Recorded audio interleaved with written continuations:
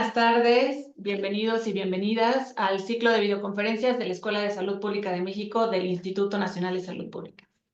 Hoy tenemos un tema para cerrar este año 2024 de un ciclo de videoconferencias de 12 meses y que hoy concluimos.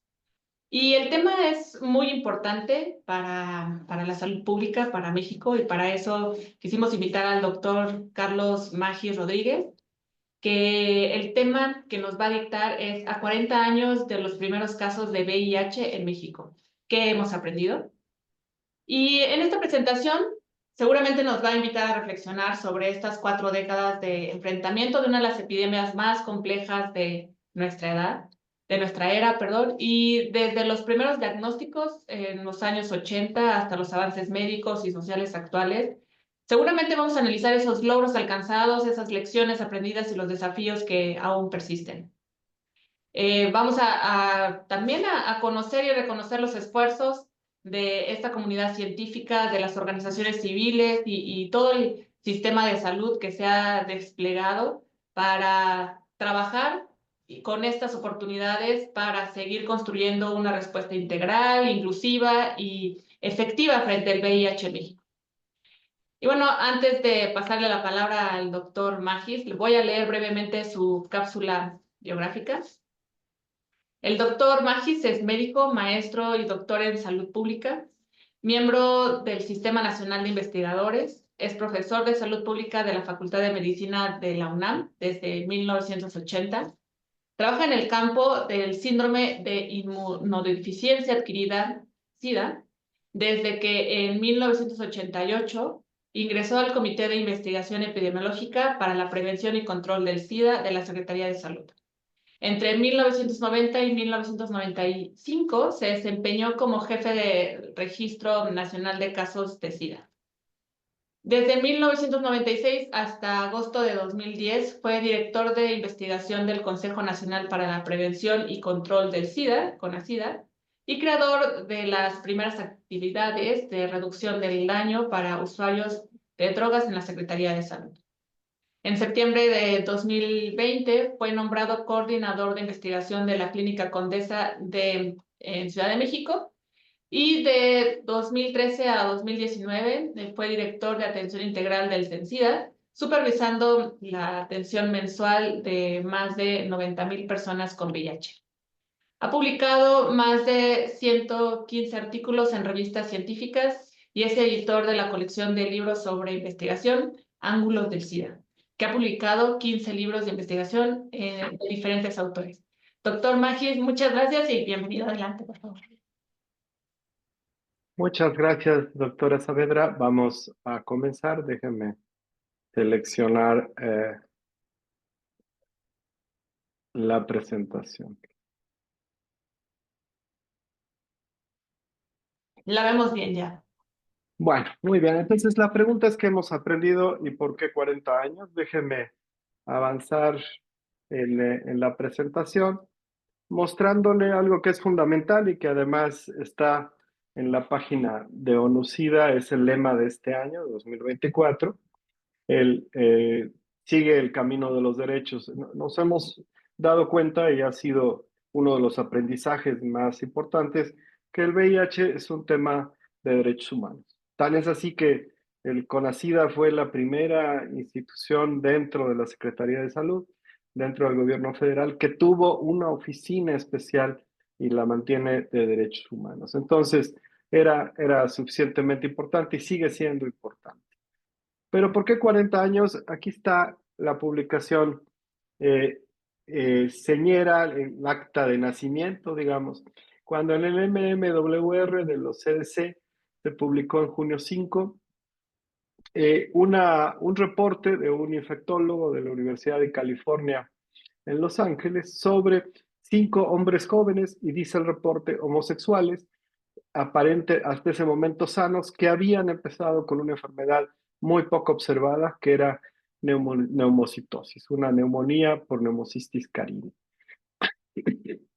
Muy cercano a ese junio 5, para julio 4, el mismo CDC publica ya un reporte que incluye a Nueva York y otra de las patologías clave de esos orígenes, que es el sarcoma de Kaposi. Para finales de ese año, una revista ya científica, de New England Journal of Medicine, publica varios trabajos. El primero de ellos es el de Gottlieb, que es el infectólogo que había hecho el reporte al CDC. A partir de entonces empezamos a contar. Después hemos aprendido muchas cosas. Sabemos, por ejemplo, que el aislado más viejo que tenemos identificando VIH es de 1959, de la ciudad de un hospital de la capital del Congo, de Kinshasa, la ciudad. Ahí hay, y sabemos además por virología molecular que el virus es un virus que saltó de poblaciones de diferentes especies de simios entre en el centro de África, y debe haber saltado los cálculos de los virólogos que hacen estos estudios moleculares, lo sitúan entre la década de 1910 a 1920. Porque sabemos que no había VIH en el mundo en el siglo XIX.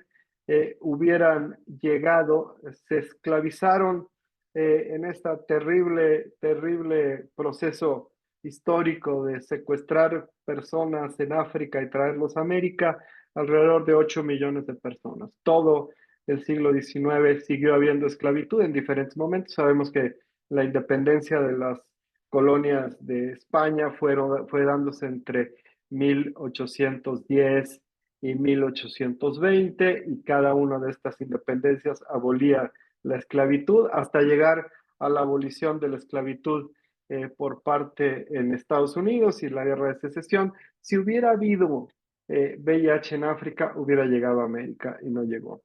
Entonces, esto nos queda claro. Hay libros muy buenos que refieren todo este proceso de los orígenes del VIH. ¿Cómo saltó de especies?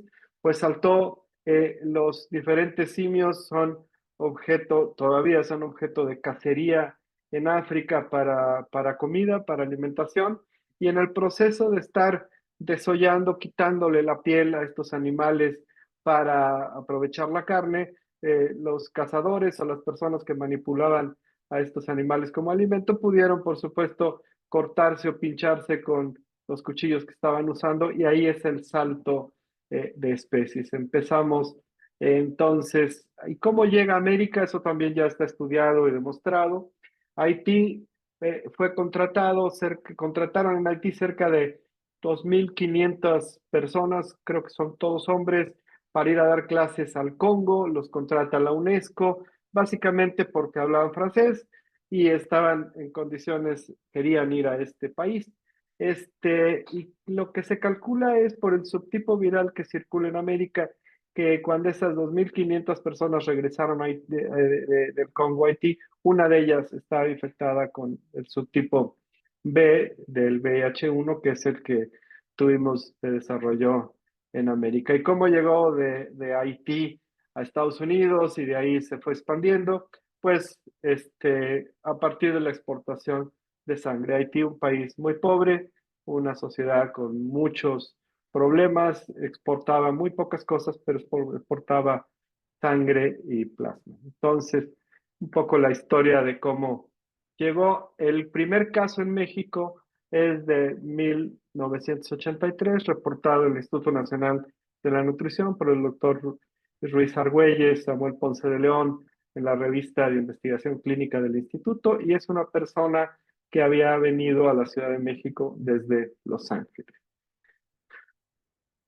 Este es otro momento histórico, que es cuando se anuncia la muerte a los 59 años de Rock Hudson. Rock Hudson era una estrella muy importante, un galán de Hollywood, con una presencia en muchas películas, y verlo en las condiciones del final de sus días, buscando atención, yendo entre Estados Unidos y París, y no encontrando realmente, no había mucho de tratamiento. El primer tratamiento realmente que tenemos, el primer antirretroviral de 1987, bueno, fallece desafortunadamente tempranamente a los 59 años, y el hecho de que una persona muy importante hubiera fallecido nos generó, por supuesto, todo un impacto mediático. Y el siguiente momento es otra foto. Esta es probablemente la foto más importante, más reproducida que hay en VIH. Es una foto de una persona, David Kirby, una persona, un hombre de California, 32 años, está por fallecer. Autoriza a Teresa Frare que publique, tome la foto, quiere dar testimonio de lo que está pasando. Esa foto se publica en la revista Life y luego la retoma con autorización de la familia, la compañía de ropa Benetton, la colorea y nos muestra esto, una realmente impactante de cuál era la situación en ese momento. Y es la foto de él, es 1990, es 5 años después de Rock Hudson, pero seguimos teniendo pocas opciones de tratamiento y los tratamientos efectivos llegaron a partir de 1996, de diciembre de 95 tienen FDA y en México en abril del 96. Entonces, lo siguiente es un libro y una cita. Es tan importante esta pandemia. Ahora le decimos pandemia solamente a COVID, pero el VIH fue un problema mundial, evidentemente, que creó, a diferencia de otros problemas de salud, una agencia especializada en su seguimiento y tratar de control y prevención. Y este origen de esta agencia, que se llama ONUCIDA, en inglés UNAIDS, es de 1995, fue encargada a Peter Piot, un reconocido infectólogo especializado en infecciones de transmisión sexual, belga, que había tenido experiencia en África, en el Congo, sobre todo había estado en el surgimiento del ébola en 1976. Entonces, pero él dice, y algo que me gusta, porque el primer paradigma de enfrentar a la pandemia es un paradigma epidemiológico que tuvo una importancia central. Y vemos, él nos dice en el texto este que se los recomiendo, No Time to Lose, la primera tarea fue desarrollar datos sólidos sobre VIH y el SIDA en todo el mundo desde Albania hasta Venezuela. Sin duda, los datos epidemiológicos sólidos y los modelos matemáticos son esenciales para cualquier tipo de programa. Predicen, ilustran, son la línea de base para evaluar el impacto de lo que hacemos.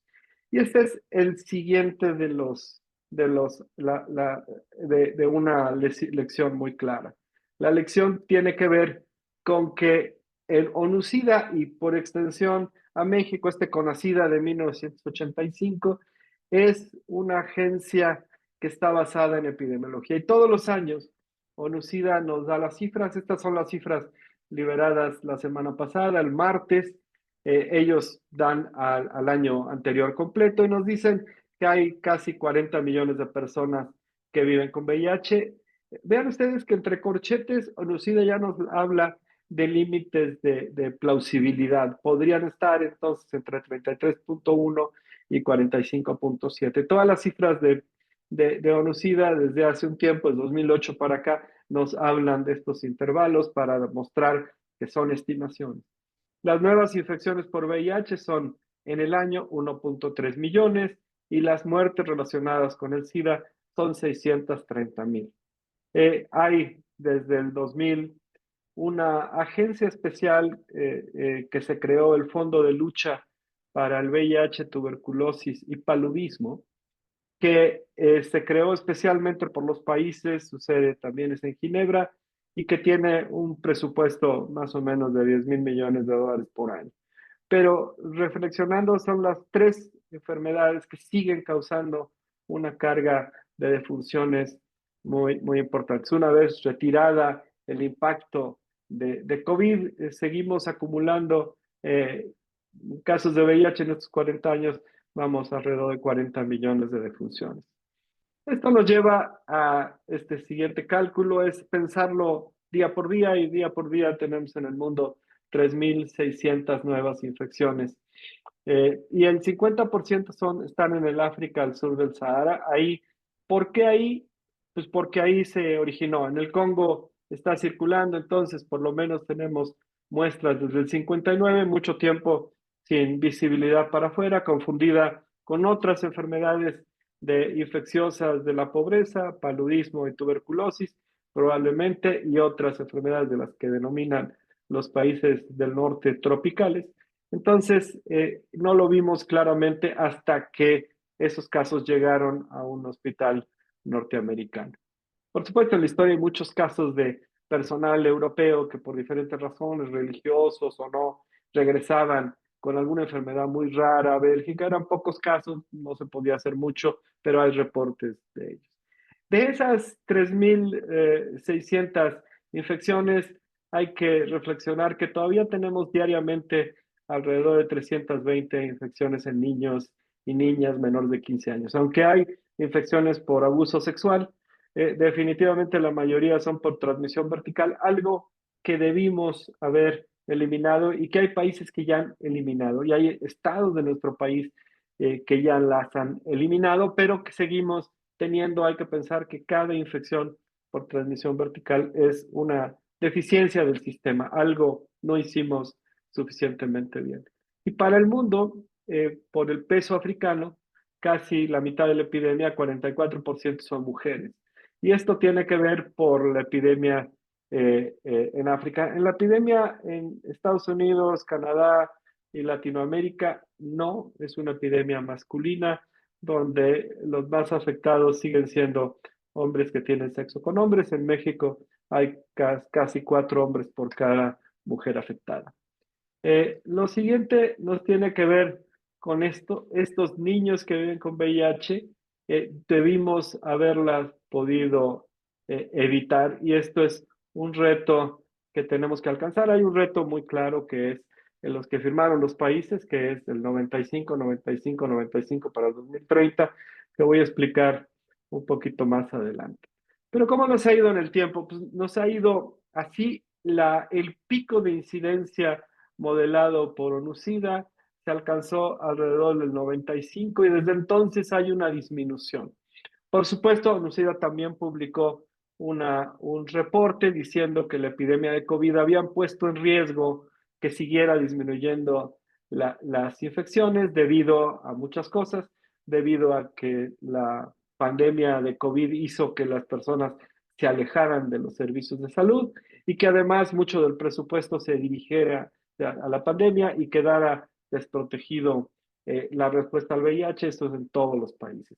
También las mortalidades, la muerte de funciones por VIH han ido disminuyendo a partir de que ya tenemos estos medicamentos altamente activos distribuidos con alcances, si no universales, mayoritarios en México es un acceso universal desde 2003, gratuito para todas las personas, va disminuyendo en las defunciones, creemos que es por el éxito terapéutico y vamos a ver después que las personas que están en carga viral indetectable tienen cero capacidad de transmitir el virus. En inglés se dice U por undetectable igual a untransmissible. Entonces, llevado a esto, mientras más personas estén en tratamiento, vamos a ir disminuyendo incidencia. Les voy a mostrar un gráfico pensado para Australia, donde han mostrado cómo sucede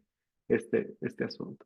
Y aquí ya, por último, de los datos de ONUCIDA, mostrando cómo la representación geográfica es muy activa, muy importante entre África al sur del Sahara y África Occidental, también abajo del Sahara, son casi 27 millones de personas de las 39.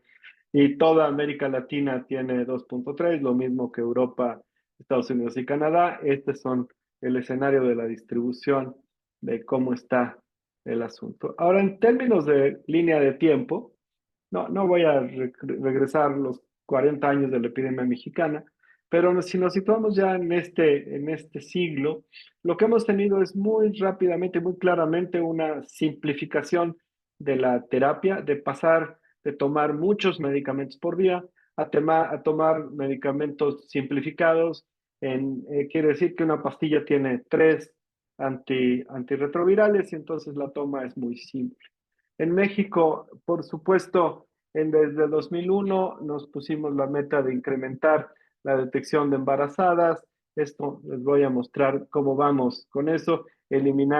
México ya había eliminado en el siglo anterior la transmisión por sangre en sangre en donadores. Esto llegó a tener un impacto cuando se midió por primera vez la sangre en donadores en 1988.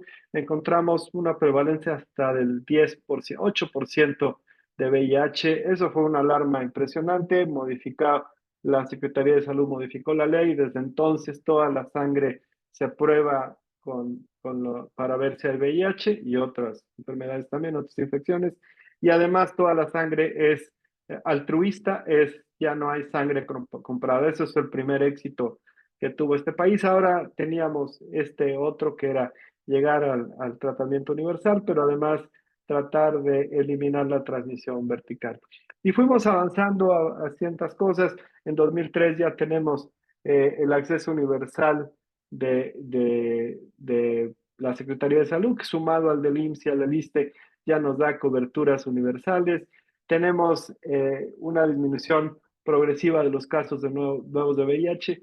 Más o menos lo que está pasando es que están estacionados alrededor de 15,000 nuevos casos por año. El crecimiento de la población hace que disminuya un poco la tasa. Hemos tenido muchos desarrollos en México, pero internacionalmente hemos descubierto, además del medicamento, además de que se puede hacer intervenciones en mujeres embarazadas con VIH, esto que impacta, tiene que impactar en África más, que la circuncisión masculina en hombres evita, son 3 estudios del 2007, 3 ensayos, evita hasta el 60% de las infecciones. En México no tenemos una política de circuncisión más allá de la que los médicos y médicas decidan en los espacios de pediatría y padres y madres. Tenemos en México personas circuncidadas y personas no circuncidadas. Una estimación de un trabajo de Eduardo Lascano nos dice que aproximadamente el 10% de los hombres en México están circuncidados, cuando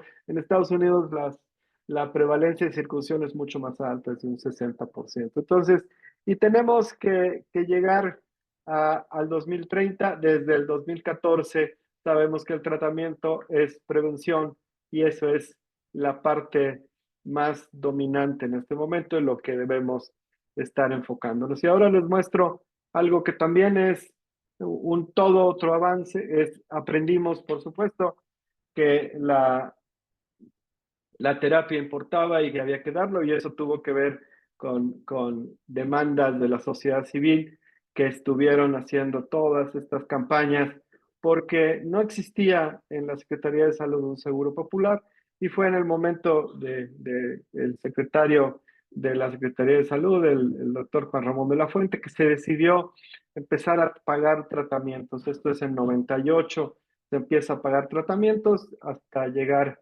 al 2003 ya con el acceso universal. Pero bueno, ¿qué es lo que nos dicen estos tratamientos? ¿Qué es lo que no? Este es un trabajo de 2008. Nos cambia completamente el escenario para México. En un artículo de la Revista de Salud Pública del 95, el principal autor, el primer autor es el doctor Valdespino, y el grupo que trabaja de epidemiología con él, publicamos cuánto era la sobrevida en México. En la sobrevida, en este artículo publicado en 95, una persona con VIH que tuviera muchos recursos, que se atendiera en un hospital privado, tenía una esperanza de 3 años a partir del diagnóstico. Una persona que tuviera seguridad social tenía 2 años de esperanza de vida, y una persona que fuera tratado por la Secretaría de Salud, donde no estábamos proveyendo ni AZT, tenía una sobrevida de 1 año. Pasar a sobrevidas de una edad mediana de infección de unos 20 años, que es lo que pasa en México,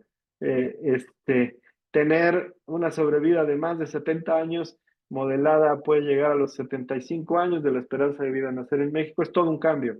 Entonces pasa de ser una enfermedad con una letalidad muy aguda a tener una enfermedad de un manejo crónico, basado, por supuesto, en medicamentos, y los medicamentos además de desarrollar estos medicamentos, la investigación nos da medicamentos muy potentes en toma oral, pero también tenemos ya un desarrollo muy, muy interesante de medicamentos inyectados que duran un tiempo suficiente, con lo cual ya no hay que no hay que estar sometido a problemas de adherencia por la toma diaria, sino podemos tener medicamentos de depósito de 1 mes o 2 meses o más. Hay un artículo de Fauci, una entrevista a Fauci a principios de este año en Science, cuando dejó la dirección del Instituto Nacional de Enfermedades Infecciosas y Alergias, diciendo, él dice, me equivoqué o nos equivocamos invirtiendo en vacunas, las vacunas no dieron éxito, hemos gastado muchísimo en eso tiempo y no hemos tenido éxito. Hay una sola vacuna que dio un resultado de un 30% de prevención en 2009 y no hemos mejorado ese tipo de protección. En cambio, dice Fauci, los antirretrovirales han demostrado esta impresionante protección. En PrEP tomado es del 95% y él auguraba que íbamos a tener a corto plazo medicamentos inyectados que se inyecten anualmente. Y esto ya nos da un comportamiento de los medicamentos para las personas que no tienen VIH casi como de vacuna. Hay un estudio publicado hace 3 meses en el New England Journal of Medicine, un artículo, un ensayo aleatorizado en África en un grupo de alrededor de 3,000 mujeres con inyecciones de un medicamento que se llama lenacapavir, que es un medicamento de depósito de inyecciones semestrales cada 6 meses, cero transmisión en el grupo después de 2 años. En el grupo control estaba tomando el medicamento formoral y ahí sí hubo unas pocas infecciones, demostrando que ya tenemos en este momento para mujeres una estrategia demostrada en África absolutamente eficiente. Y también el mismo medicamento en hombres que tienen sexo con hombres y mujeres trans dio una protección, si no me acuerdo mal, del 95-96%. Tenemos ya medicamentos cada 6 meses. Por supuesto, el tener medicamentos nos ha llevado en México y en todos los países a una discusión sobre los temas de las patentes de los medicamentos. México, como ustedes saben, firmamos el Tratado de Libre Comercio con Estados Unidos en el 94 y a partir de entonces respetamos las patentes igual que Canadá y Estados Unidos. Esto quiere decir que son 20 años de patente. 20 años de patente. El resto de la región de las Américas, solamente de América Latina, Chile respeta patentes, los demás no. Entonces ahora, por ejemplo, el acceso al lenacapavir, si lo quisiéramos pagar en Estados Unidos, estas 2 inyecciones, cada inyección vale $20,000. El laboratorio que lo fabricó ha ofrecido liberar la patente para ser fabricada en países que fabrican genéricos, básicamente la India, pero México no entra a esos países que les da autorización el laboratorio de usar medicamento genérico porque somos un país de ingreso medio alto. De América Latina creo que solamente 2 países de los más pobres son los que son autorizados. Eso va a ser una discusión permanente en lo que viene, sobre todo con estos medicamentos para prevención. ¿Cómo está en la región México? Bueno, México tiene una epidemia, esa es la cuarta lección, una respuesta mucho mejor comparada que otros países de la región. No tenemos a nivel poblacional las prevalencias de otros, tenemos prevalencias más o menos bajas, 0,3%, son prevalencias calculadas utilizando los modelos matemáticos epidemiológicos de ONUCIDA, se llama Spectrum, el modelo que usan allá, pero confirmada cuando hemos tenido la oportunidad en la Encuesta Nacional de Salud de tener serología para VIH. Son prevalencias bajas, entonces México tiene en el sur pegado Guatemala, Honduras, con prevalencias mucho más dinámicas, y en el norte no estoy poniendo la prevalencia de Estados Unidos, pero la prevalencia de Estados Unidos es de 0,6. México entonces vendría siendo como una especie de sándwich entre una epidemia más dinámica al sur y por supuesto en el Caribe y una epidemia también más dinámica en el norte. Y somos un país de origen de migración a Estados Unidos, somos un país de destino de migración. Todos estos flujos migratorios que vienen de otros países se quedan tiempos en México y además tenemos cerca de 1 millón de estadounidenses que vinieron a vivir a México y además entonces ser destino somos un país de tránsito, estamos en el paso de estas migraciones y esto pues nos pone en un escenario especialmente interesante para ver cómo hacemos prevención para poblaciones móviles. Los cuatro países que se llevan el 70% de la carga de VIH en América Latina son Argentina, Brasil, Colombia y México. Y ustedes pueden ver que Brasil tiene una dinámica bien diferente, tiene una prevalencia poblacional más alta y sigue creciendo con muchos casos. Argentina, Brasil, Colombia y México, tenemos un comportamiento, bueno, quitando Brasil, un comportamiento más o menos parecido, de cierta estabilidad. Les quiero mostrar además cómo está en infecciones nuevas. Y entonces México anda por ahí de las 15.000 infecciones desde hace mucho, 15.000 infecciones modeladas por año, mientras que Brasil crece y crece y llega por lo menos en 2017 a casi 50.000. La Argentina también, después de un momento raro de principios de la medición de esto por parte de Lucida, una epidemia también estable.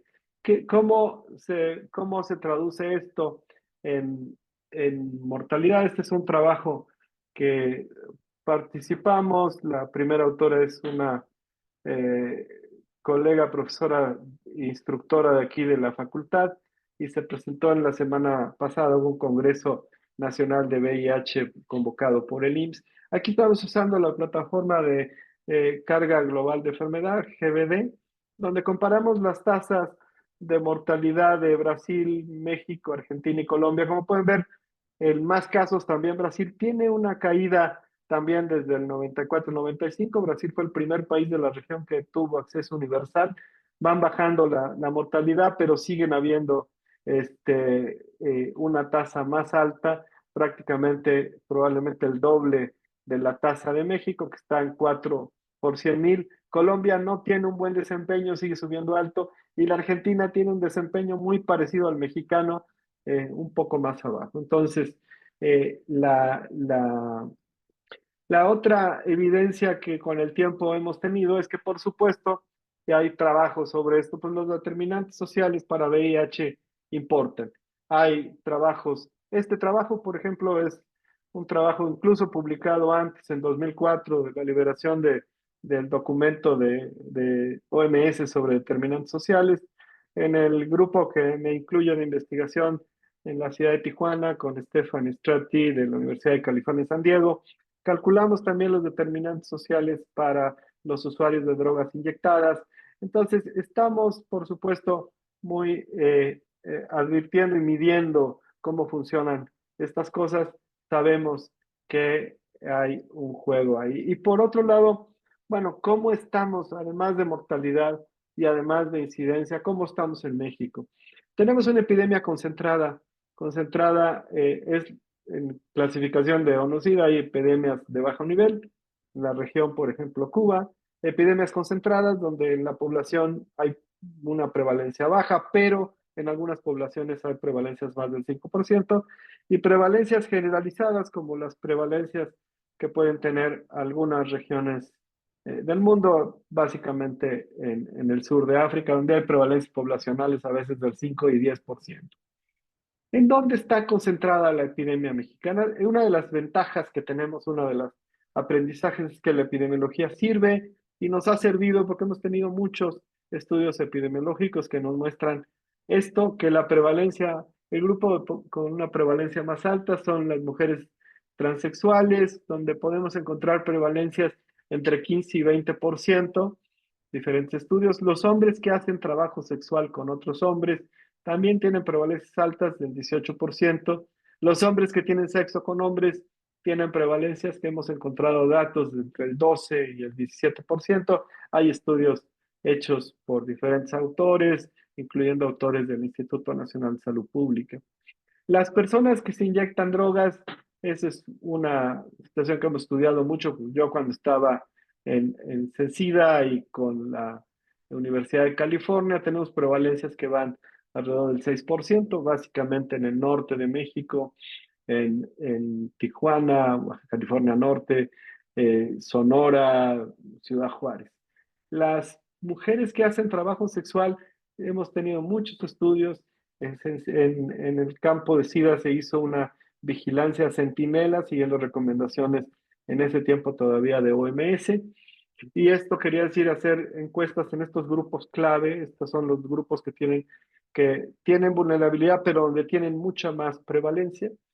Y tenemos prevalencias relativamente bajas, 0.7. En otros países son prevalencias muy altas. Si nos vamos a las prevalencias de trabajadoras, mujeres trabajadoras sexuales en la capital del Congo, pues tenemos 80% de prevalencia de VIH, para que vean más o menos los números. Y ahí con Encuesta Nacional de Salud 2012, adultos de 20 a 49 años, excluyendo hombres que tienen sexo con hombres, excluyendo estas poblaciones de adultos, tienen prevalencias de 0.2. En adolescentes de 12 a 19 años, de nuevo con encuesta nacional de salud, una prevalencia de la mitad, 0.1. Y en mujeres embarazadas, como se hace, les mostré desde que empezó, desde hace 20 años estamos insistiendo en que las mujeres embarazadas se hagan una prueba antes de embarazarse o cuando ya están embarazadas. La norma oficial mexicana del manejo de la mujer embarazada ya habla de 2 pruebas. Ahí encontramos prevalencias de 0.07. ¿Sí?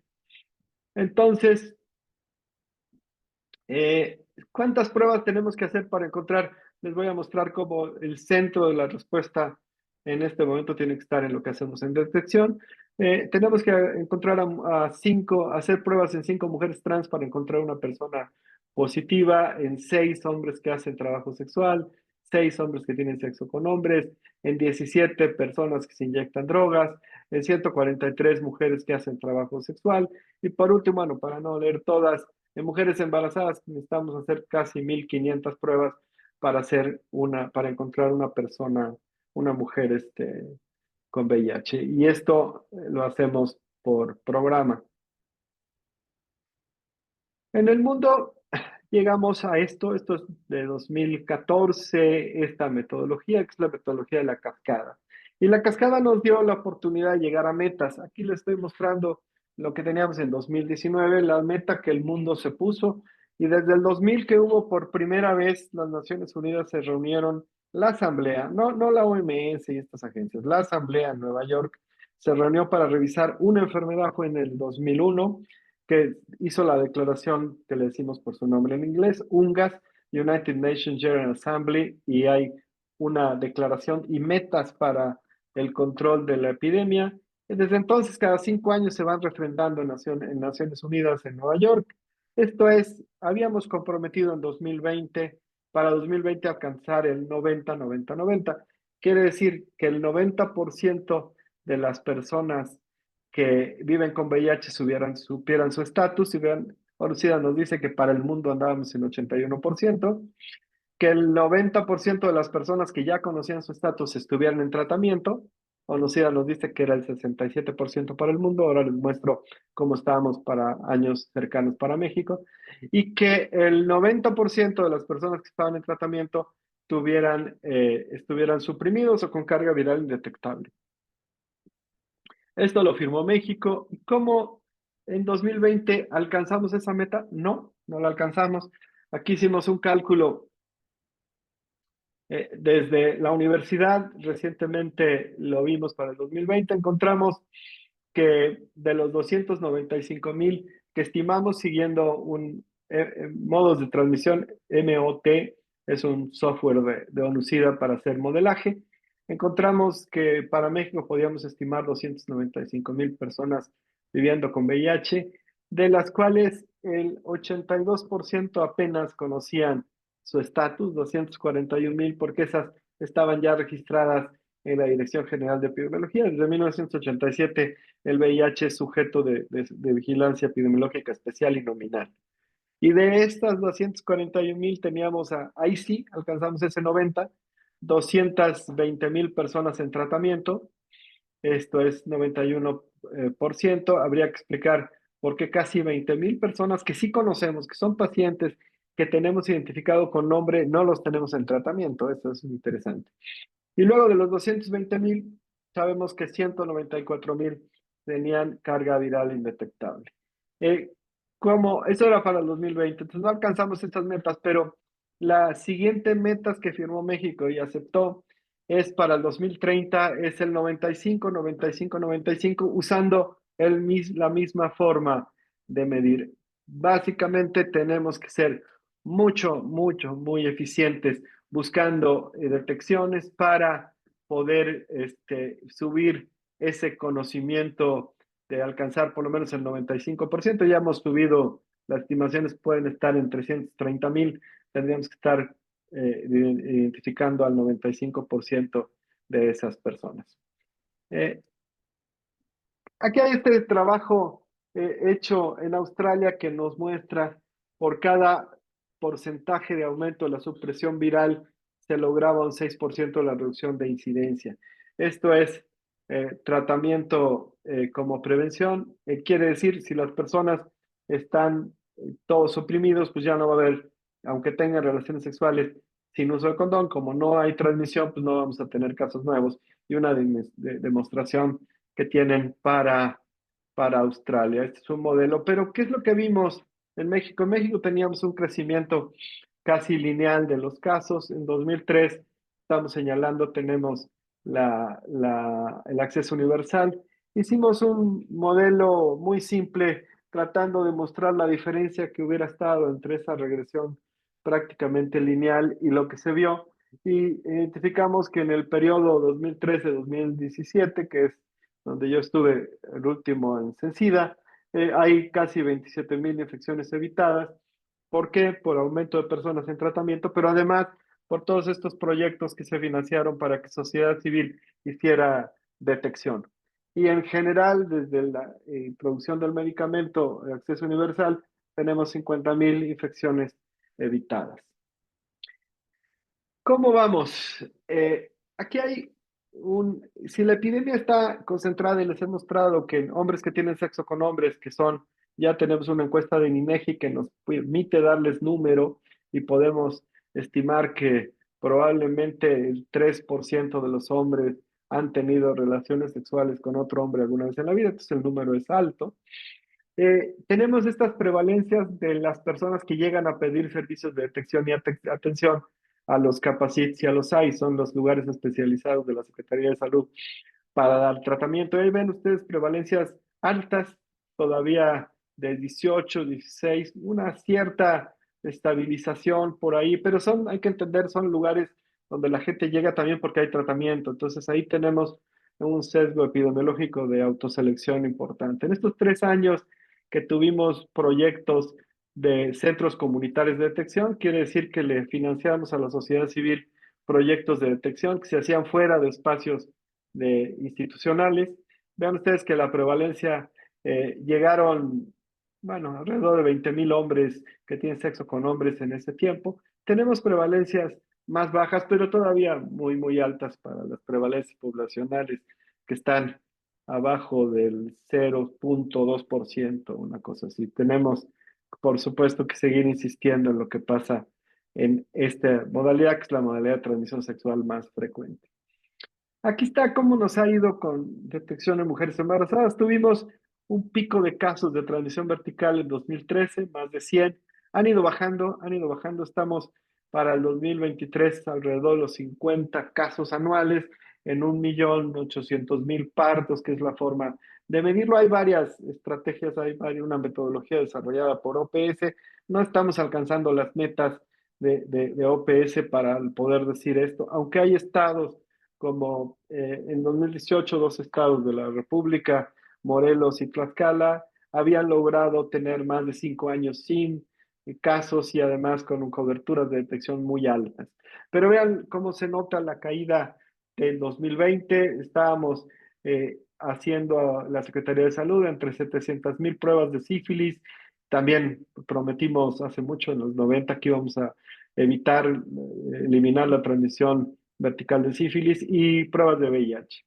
Y como en 2019 se aumentó un poco, pero ya para el 2020 estas pruebas caen prácticamente a la mitad, pero no se han recuperado, no se han recuperado. Seguimos teniendo estamos haciendo muchas menos pruebas de las que estábamos haciendo en 2018-19. Esto va a suponer que desafortunadamente probablemente aumenten estos casos que deberíamos estar eliminando absolutamente. Entonces, transmisión vertical, tenemos una amenaza, tenemos que ampliar la detección.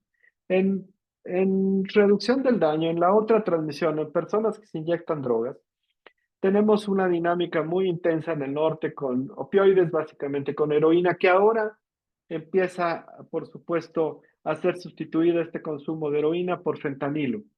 El fentanilo tiene además una desventaja en términos de los programas de salud. Es 5 veces más barato que la heroína, entonces es mucho más accesible. Entonces, ¿cuáles son las estrategias que tenemos que hacer? Tenemos que hacer reducción del daño. ¿Qué es lo que dice todas las instituciones que es reducción del daño? Pues toda la lista de lo que ven ustedes ahí. Lo más común es pensar en programa de intercambio de jeringas, o sea, darle jeringas limpias a estas personas y se pueden estar inyectando 5 veces por día, pues son 5 jeringas por día. Tener tratamiento de sustitución de opioides, tener metadona. En México había cerca de 25 clínicas de metadona con alrededor de 15,000 personas en este tratamiento, pero durante el año pasado se cerró el tratamiento. COFEPRIS le cerró la posibilidad de distribuir el medicamento al único fabricante de metadona mexicano. Entonces, estas 15,000 personas, pues suponemos que tardó más de un año en volverlo a abrir. Esas personas regresaron al consumo de heroína, a un consumo de heroína que además las investigaciones recientes de personas del grupo de opioides, donde me incluyo, Instituto Nacional de Psiquiatría, Facultad de Psicología, Facultad de Medicina, el CINVESTAR del Politécnico, han encontrado que además con fentanilo los traficantes contaminan, adulteran la heroína que está consumiéndose. Bueno, entonces, además de tener esa crisis que tuvimos de metadona y pérdida de personas que estaban en metadona, tenemos otro problema con sobredosis. Ustedes probablemente han visto que es un problema de salud pública importantísimo. Ya desde la anterior presidencia de Trump, él lo declaró problema nacional de salud pública. Ahora regresa y el gobierno de Biden también, porque hay más de 100,000 personas que mueren en Estados Unidos por sobredosis. La forma de intervenir en sobredosis es con el antídoto a la heroína o al fentanilo, que es la naloxona. En Estados Unidos es un medicamento de libre acceso, ya no necesita receta. En la forma de decir Estados Unidos es OTC, over the counter, y además se regala comunitariamente, se está distribuyendo en máquinas para que lo tengan acceso. En México, a diferencia de Estados Unidos, la naloxona es considerada estupefaciente y por lo tanto está sujeta a los problemas de recetado de todos estos medicamentos ultra controlados como morfina, medicamentos que son el fentanilo de uso médico. Todos esos tienen que ser con una receta muy, muy especial. Eso hace que los espacios de urgencia del norte que estén encontrando adentro de las ambulancias no llevan naloxona, no hay intervenciones. Los espacios de las urgencias hospitalarias dependen de pedirles a las ONGs que les den naloxona. Esta naloxona la obtienen las ONGs de la donación que les hacen de Estados Unidos. Con una coinvestigadora, Adriana Villafuerte, hemos publicado que en México hay alrededor de 1,200 defunciones que hemos podido calcular por sobredosis. Bueno, eso también es un... Tenemos tratamientos de dependencia a las drogas, nos falta escala, nos faltan espacios de tratamiento, eso es muy claro. Por supuesto, tenemos que hacer más consejería de detección de VIH en este grupo. Tenemos ya tratamiento de VIH. El gobierno de López Obrador hizo esto, abrió el tratamiento de hepatitis C. Se dieron en los 6 años alrededor de 29,000, 30,000 tratamientos después de muchas miles de pruebas para encontrar a las personas positivas, y todo lo hacemos, tenemos de todo, pero lo tenemos en escalas que por supuesto podrían mejorar. La otra estrategia que tenemos es esta que se llama PrEP. En México empezó desde el 2017 en un ensayo. Tenemos PrEP recomendada por FDA desde 2014 y consiste en esto que les decía, en tomar parte de los medicamentos que toman, nada más 2 de ellos, no 3, que toman los pacientes con VIH, y esa toma diaria haría una protección de más del 95%. Eso está muy probado y estudiado, y entonces, esto le agradezco al colega Omar Sue de OPS que me prestara esta transparencia, porque él tiene los números, cómo vamos en América Latina. Entonces, la parte optimista es que ya para 2023 hubo menos infecciones nuevas, ahí nos las ponen en 476 y más personas en PrEP, 162,000, 167,000 y tantos. Pero, ¿cuál es el problema? De estos 167,000, casi 100,000 son de Brasil. México, que es el segundo, no aparece su nombre, pero está en blanco, con 14,000 y tantas personas en PrEP para el 2023. Ya estamos para el 2024, para este mes de diciembre, en alrededor de 25,000 personas, pero de todas maneras son una cuarta parte de las personas que están en Brasil. Necesitamos para que los modelos matemáticos demuestren que tenemos disminución de incidencia, como se ha visto en otras partes del mundo. La ciudad de Londres es famosa por eso. Necesitamos incrementar muchísimo, tener por lo menos 100,000 hombres que tienen sexo con hombres para, para poder demostrar que baja. Pero bueno, ahí vamos. El Instituto Nacional, la Secretaría de Salud lleva alrededor de 18,000 personas, publicaron, el IMSS 7,000, pero además el IMSS acaba de bajar la PrEP de los hospitales especializados donde tienen tratamiento de VIH a una multitud de unidades de medicina familiar, así que vamos a ver en 2025 que el IMSS aumenta mucho los números de PrEP. Esperamos que esto nos siga creciendo porque es la forma que tenemos de hacer más prevención. Además, el PrEP es parte además de detección, porque toda persona que entra a PrEP se hace una prueba de VIH y es una forma también de atraer personas que quieren PrEP. Bueno, se hace la prueba de VIH y esto nos funciona como una estrategia también de detección. Hay otra estrategia en México que ya tenemos buenas noticias. Esto era un mapa para 2018 de qué países no tenían pruebas de farmacia, una prueba que uno va, la compra en una farmacia o la recibe de una institución y se la lleva a la casa y la hace en su casa independientemente. En México decía este seguimiento de que estaba una política en desarrollo. Teníamos una norma oficial publicada como proyecto en 2018 que decía a favor de la prueba. Bueno, esa norma ya se publicó en 2023 como norma oficial y ya COFEPRIS dio autorización al primer laboratorio, la primera empresa que vende una prueba. Ya la acabo de buscar hace unos 2 días en los portales de internet de las farmacias de cadena y encontré que sí está a la venta una prueba en la farmacia por aproximadamente menos de 300 pesos. Esto es bueno. Necesitamos además que entre también esta modalidad de autoprueba a todos los esfuerzos grandes de detección que hace el Sistema Nacional de Salud.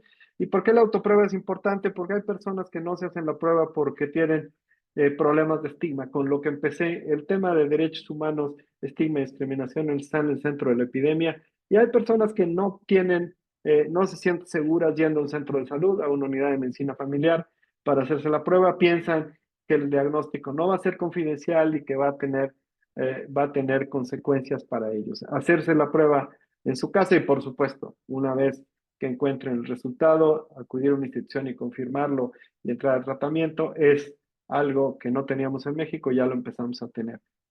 Al final, les voy a mostrar, ya estamos terminando, cómo nos ha ido en mortalidad. Todo lo que hacemos es para evitar, por supuesto, infecciones, controlar cómo va el VIH, pero cómo nos ha ido con mortalidad para verlo ya sin Brasil, Colombia ni Argentina. Tenemos aquí el pico del 96, el IMSS es el primero que empieza en 96 a dar tratamiento a mitad de año, el ISSSTE también, ya gratuito, un tratamiento altamente activo. La Secretaría de Salud se tarda y no lo alcanzamos este tratamiento universal hasta el 2003. Entonces vean, la velocidad que fue bajando no es la misma, pero ya tenemos una clara disminución de la tasas de mortalidad. Esto es un trabajo de Requebrado que se publicó en la Salud Pública de México como publicación. Entonces, sí vamos bajando. El IMSS le va mejor que a la Secretaría de Salud.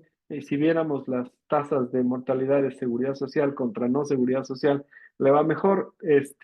Esperamos que sigamos mejorando la mortalidad. Tenemos los medicamentos, tenemos la intervención, las personas tienen que llegar más tempranamente. Pero cuando vemos la mortalidad, vemos que México es tal vez la última aprendizaje, es un país diverso. No solamente tenemos una epidemia de drogas inyectadas en el norte que no veíamos en el centro del país, también tenemos una distribución muy poco homogénea de las muertes. Si ustedes ven todo lo que es sur de Veracruz, Tabasco, Campeche, sur de Campeche, tenemos tasas muy altas. En Tabasco tienen tasas de 10 por 100,000, mientras que en Oaxaca tienen tasas de 4 por 100,000. De la Ciudad de México, no toda la Ciudad de México es homogénea, la alcaldía ahora, antes delegación Cuauhtémoc, y los lugares como Tijuana o Reynosa, que tienen dinámicas de mucho trabajo sexual y Tijuana de uso de drogas tienen también otra mortalidad y tienen todo el tema de migración. Entonces sí tenemos también Puerto Vallarta, donde está Manzanillo, Acapulco, tienen modalidades diferentes. Entonces, por último, ya concluyendo, entonces, México podemos decir que tiene una epidemia estable. ¿Se puede mover? Sí, lo publicamos en 2010, el futuro en un editorial del JAMA con Stefan Strati, el VIH si no controlamos el tema de adicción de opioides, se extiende el uso de opioides inyectados, vamos a tener una modalidad de epidemia, como la tuvo, por ejemplo, España, que en los 90 el 80% de sus casos de VIH eran por uso inyectado de heroína. Se nos puede ir para allá, tenemos que ponerle mucha atención a lo que pasa con drogas inyectadas. En general, la prevalencia de VIH ha disminuido, pero no tanto. Aquí necesitamos, por supuesto, seguir aumentando las estrategias de cambio de comportamiento, uso de condón y sobre todo incorporación a PrEP para estas personas para lograr disminución de la incidencia. La epidemia de VIH está localizada en Tijuana y Ciudad Juárez, pero se extiende, es la epidemia de personas que usan drogas.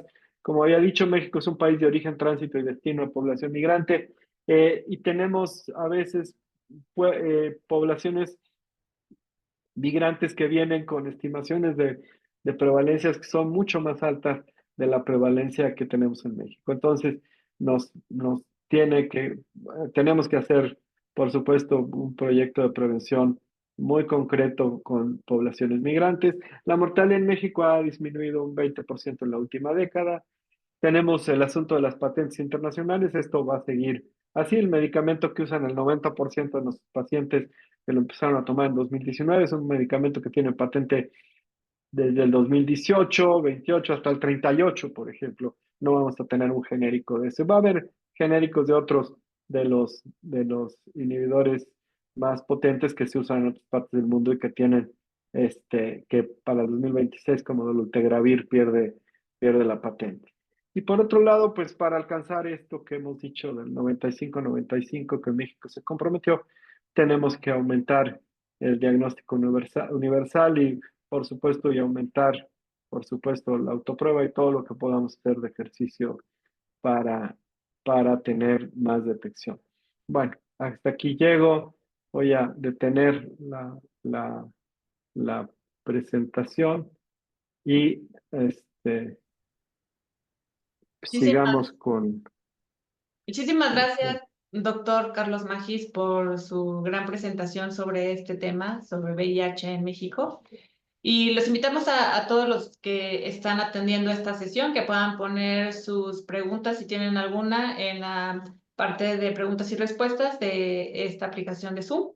Y mientras eso sucede, quiero hacerle un par de preguntas en relación a lo que ya usted bien ha explicado. Y hemos visto mucho cómo ha evolucionado el tratamiento y cómo ha también, ya como bien lo mencionó, cómo han bajado estas tasas.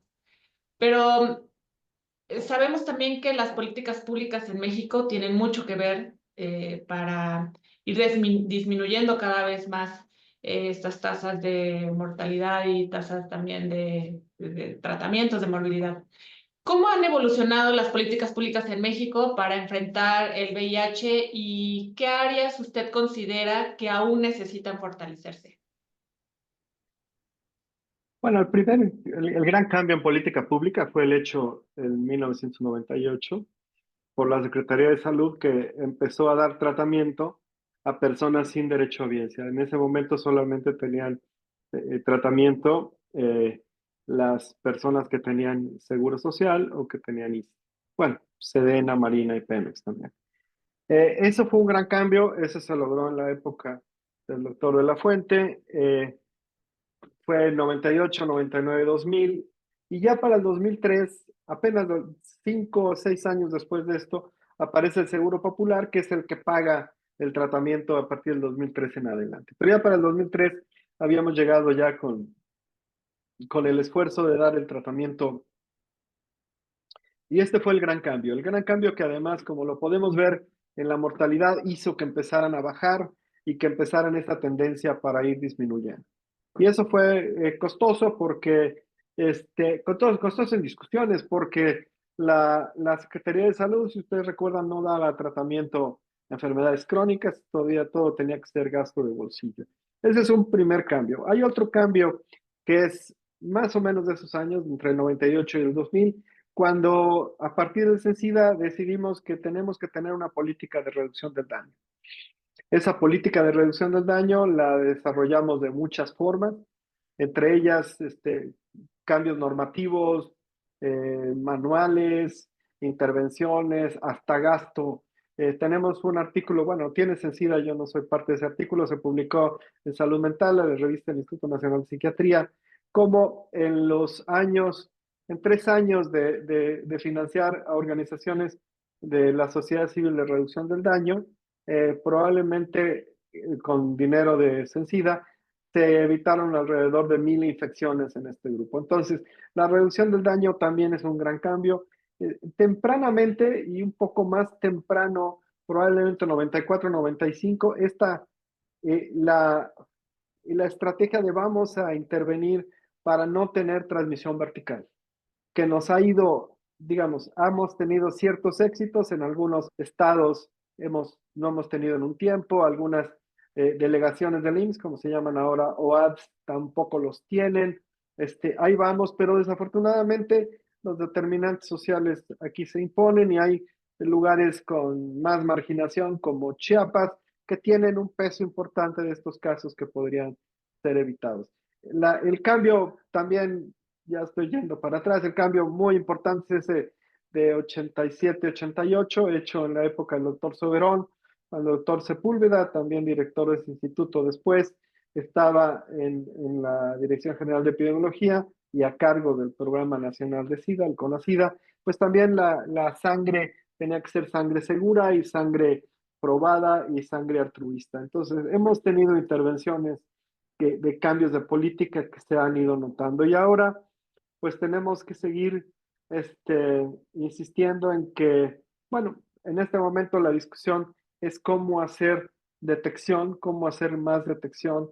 Ya tuvimos el último cambio, que es este cambio que permite que haya autopruebas en México, y eso ya nos falta un cambio de política que nos ha costado. Lo hemos propuesto en el Senado, en el Senado anterior logramos desde el grupo de opioides de la Facultad de Medicina, que naloxona fuera aceptada en la Comisión de Salud del Senado, de ponerla, sacarla y no ser una droga tan controlada, pero se fueron los senadores sin que eso terminara en el Senado, cambiaron, pasamos a esta nueva administración y teníamos que pasar por diputados. Esperemos que en esta administración podamos hacer esto, hacer la naloxona accesible ampliamente. Ese sería un cambio también de política que está ahí ligado a lo que diga el legislativo, porque desde el entonces CONADIC y los expertos que estamos agrupados en este grupo de opioides, pues nos queda claro que tenemos que hacerlo, hay recomendaciones de OMS. Entonces, lo último que nos queda de política. Bueno, y algo que hizo la administración anterior es quitarle restricciones que antes había del Seguro Popular para dar tratamiento a mujeres embarazadas que no fueran mexicanas, que estuvieran en territorio nacional y que tuvieran VIH. Ahora el tratamiento de estas mujeres y las personas que lleguen con VIH también es universal en México, y eso fue un cambio de política del año pasado. Muchas gracias, doctor.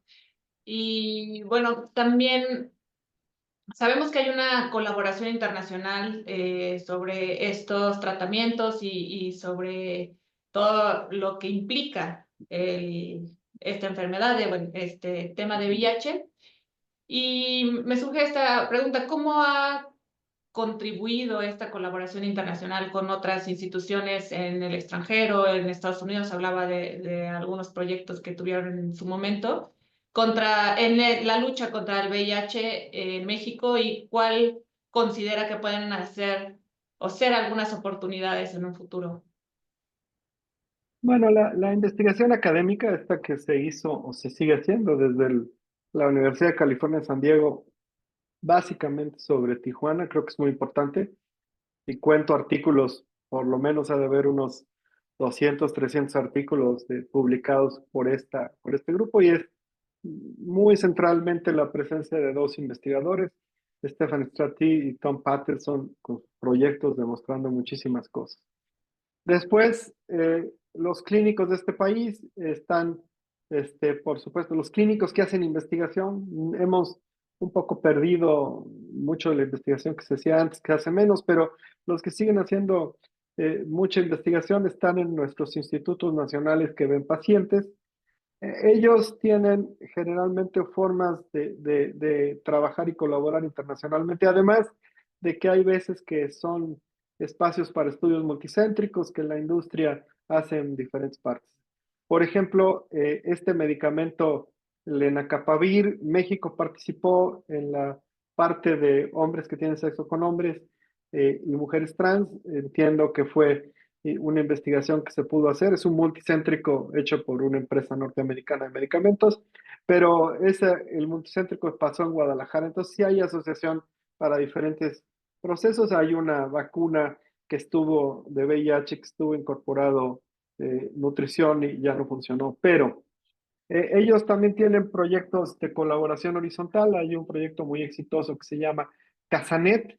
Las siglas son de un acrónimo que implica que es un consorcio que va intercambiando datos de pacientes y así pueden lograr cohortes más grandes y analizarlas. El viernes pasado, Claudia Cortés de Casanet hizo una presentación de un artículo. El viernes pasado hubo un congreso en el IMSS, un artículo hecho desde ella, desde Chile, con colaboradores de datos de Casanet. Entonces hay datos mexicanos y datos de todo el resto del continente de cómo les va en migración y tratamiento de VIH. Entonces también existen eso. Pero la cooperación más importante, además de la tradicional cooperación que hubo y la que hay de ONUCIDA, que no es tanto en recursos, sino en apoyarnos en cosas. OPS, por ejemplo, fue central en el 2008 cuando el CENSIDA quiso hacer una campaña muy fuerte de homofobia. OPS fue un aliado fundamental, pero también hubo un proyecto del Fondo Mundial de lucha contra SIDA, tuberculosis y paludismo entre 2010 y 2013, que México ganó una propuesta para tener financiamiento. Tuvimos financiamiento durante 2 años, pero a los 2 años de que llegó el financiamiento para 2013, cambiaron las reglas del Fondo Mundial. Era dinero solamente para prevención. Se hicieron muchas estrategias de prevención. Ya México, ya por ser país de ingreso medio alto, ya no califica para el fondo, ya nos dieron el resto de los 4 años. Entonces, el Fondo Mundial no tenemos acceso. El otro recurso muy importante, que es PEPFAR, que es la iniciativa del presidente de Estados Unidos hecha por Bush hijo, no calificamos porque somos un país más ingresos y no tenemos una epidemia tan mala como otros. Entonces sí han habido esfuerzos privados, esfuerzos académicos, esfuerzos horizontales y también bilaterales de trabajo en VIH. Muchas gracias, doctor. Voy a leer algunas preguntas que ya nos están haciendo en el chat. Em, Nos pregunta Araceli, ¿cómo se han realizado las detecciones en población migrante? ¿Cómo calculan los contagios en las personas que no acuden a ningún servicio médico o situación de calle? Son dos preguntas. ¿Cómo se hacen las Las detecciones en población eh, migrante. para fines de estudio? Se hacen un estudio que yo participo, que es un estudio de la Universidad Drexel de Filadelfia, en Estados Unidos, con Ana Martínez Donate, que tuvo 2 fases. Hace 5 años también se hizo. Se hace la misma metodología de muestreo de la que hacía el Colegio de la Frontera Norte, esta encuesta de migración, de dinámica demográfica en el norte, y siguiendo los mismos modelos. O sea, se hacen pruebas con muestreo por conveniencia, pero pero sistematizado en sitios de llegada de migrantes hacia Estados Unidos y de regreso de migrantes para México por avión, caminando, autobús y también deportados. Eso nos ha permitido encontrar prevalencias y publicadas. Le recomiendo que busque Ana Martínez Donate y va a encontrar en la literatura científica las prevalencias y los estudios. Otro tipo de estudios que los hicimos nosotros, los hicimos con la Universidad de California y 5 estados en colaboración con el Instituto Nacional de Salud Pública. Fuimos a comunidades rurales que tenían historia de migración y también con un muestreo de casa por casa, de casas que tuvieran migrantes de retorno. Obtuvimos, por supuesto, consentimiento y todo. Hicimos las pruebas, hicimos el VIH. Eso lo hicimos en Oaxaca, Jalisco, Michoacán, Estado de México. Entonces, hay metodologías para encontrarlos en los sitios y, por supuesto, eso también ha sido publicado y si lo busca podrá encontrar, hay muchas publicaciones donde hemos contado eso. ¿Cómo se hace? Es otra población la que me dijo en situación de calle. En situación de calle, lo que pensamos en la Ciudad de México es, bueno, las personas en situación de calle en México, acabo de ver un nuevo estimado, hay aproximadamente 1,000. La forma de trabajo es, pues, acudir a donde se encuentran y ofrecerlos. Hay un área de la Facultad de Medicina que se ha especializado en hacer eso. Pero, ¿cómo le hacemos para usuarios de drogas inyectadas que no viven en su hogar, viven en situación de calle, viven en espacios, los usuarios de drogas fuertes como heroína, acaban teniendo tal dependencia a la heroína que no pueden mantener un trabajo y no pueden mantener una vida familiar? ¿Cuál es la metodología de trabajo? Una metodología que está escrita por siglas en inglés. Bueno, hay dos. Una que parece bola de nieve, pero se llama realmente Response Driven Survey, donde hay un control de cuántos pueden llegar a partir de cada uno, no como la bola de nieve, pero bueno, no me meto ahí. Y otro que se llaman las encuestas de tiempo y lugar. ¿Cómo hicimos encuestas en Juárez? Se identifican picaderos en la ciudad de Juárez. Hay muchos picaderos, se hace un muestreo de picaderos, se acude al picadero y se selecciona sistemáticamente un poco. Hay metodologías para hacerlo. ¿A quién del picadero voy a entrevistar con esto? Y eso hemos hecho estudios entonces, con estudios de TLS, Time Location Sampling, y estudios de RDS, Response Driven Sampling, las encuestas que hemos hecho de HCH se soluciona la metodología. Entonces, la metodología existe y además está publicada si la quiere conocer. Muchas gracias, doctor. René Santos pregunta, doctor Magis, gracias por la excelente presentación. Vemos que hay una disminución de las estadísticas de mortalidad en México de 1990 a 2017. ¿Cuál es su opinión de los sistemas de información? ¿Existirá algún subregistro en algunas regiones o grupos de edad? ¿Qué nos puede platicar de eso? Eso se midió cuando Rafael Lozano publicó el primer estudio de carga de la enfermedad a finales de los 90. Sí había esta categoría de el VIH acababa no apareciendo como causa de muerte, pero probablemente sí causa de defunción. Me acuerdo mucho de personas adultas que les ponían muerte por desnutrición. Después hicimos un segundo estudio con Rafael Lozano y parte de su equipo cuando estaba en la Dirección General de Información de Salud y lo calculamos y había disminuido muchísimo, ¿sí? Ahora que tenemos acceso a medicamentos, creemos que puede haber, por supuesto, defunciones que por estigma y discriminación el certificado de función no diga VIH. Eso sigue siendo, era mucho más en los 90 y ha ido disminuyendo, pero en este momento creemos que no es significativo esto. Y además, bueno, tenemos acceso universal al tratamiento y conocemos a estas personas. Podemos hacer sobrevidas como estas personas, estas 100,000 que ahora son cerca de 150,000 que tiene la Secretaría de Salud, todas están en una base de datos, que es una base de datos que se llama Salvar, una base de datos que hay cerca de 10 tesis de doctorado y maestría que se han hecho con esa base. Ahí tenemos a los pacientes que están en tratamiento en la Secretaría de Salud y hemos podido ir revisando además no solamente tasas de mortalidad, sino sobrevidas. Ahora podemos calcular cuánto tiempo tienen estas personas tomando tratamiento, podemos calcular otros indicadores demostrando que les va mejor. Entonces, regresando, creo que puede haber un poco de muertes que estén por otra causa, aunque sean de VIH, pero ya tenemos herramientas además para ver cohortes de pacientes muy grandes y podemos ver que se ha aumentado. ¿Sí? Muchas gracias, doctor.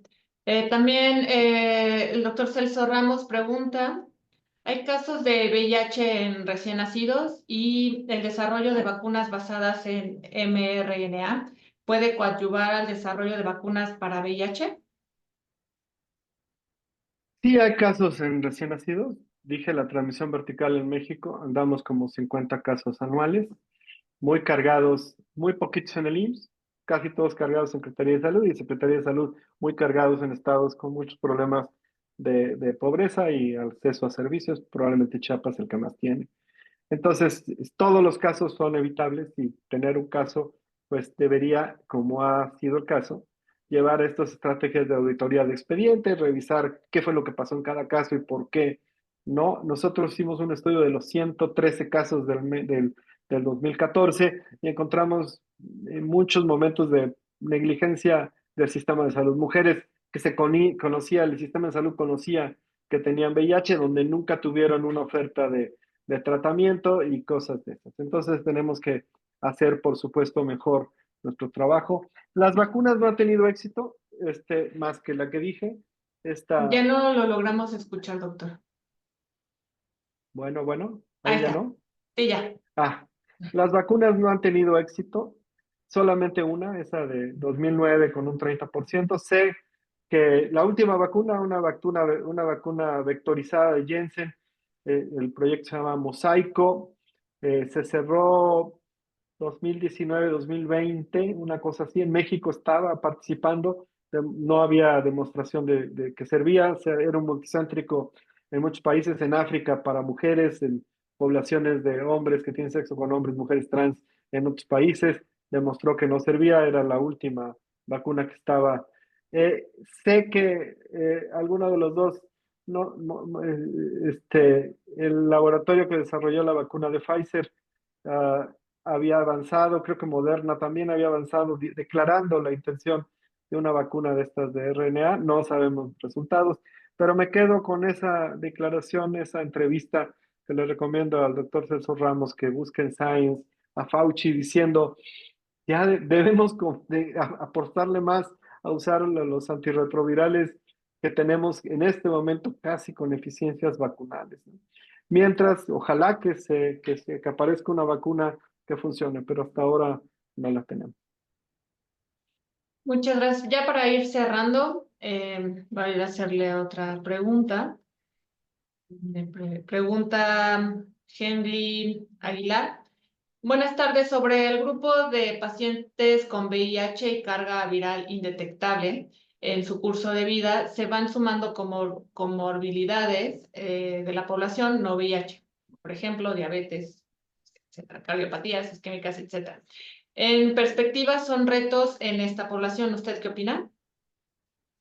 Definitivamente.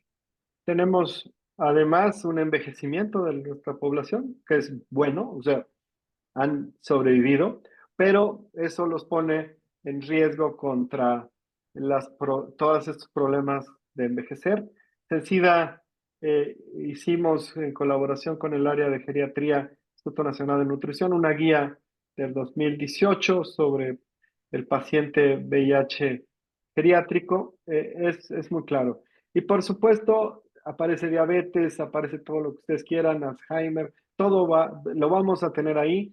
Hay algunos estudios que dicen que la ventaja que tienen estos pacientes es que van por lo menos una vez a ver por VIH, van al sistema de salud. Puede ser, tenemos que resolver otras comorbilidades. El IMSS las podía resolver porque están en el abanico de ser asegurado, están pues todas las enfermedades incluidas. En el modelo del Seguro Popular no estaban incluidas todas las enfermedades, estaba incluido solamente el tratamiento de VIH y algunas otras cosas. Ya se extendió para hepatitis C teníamos una coinfección.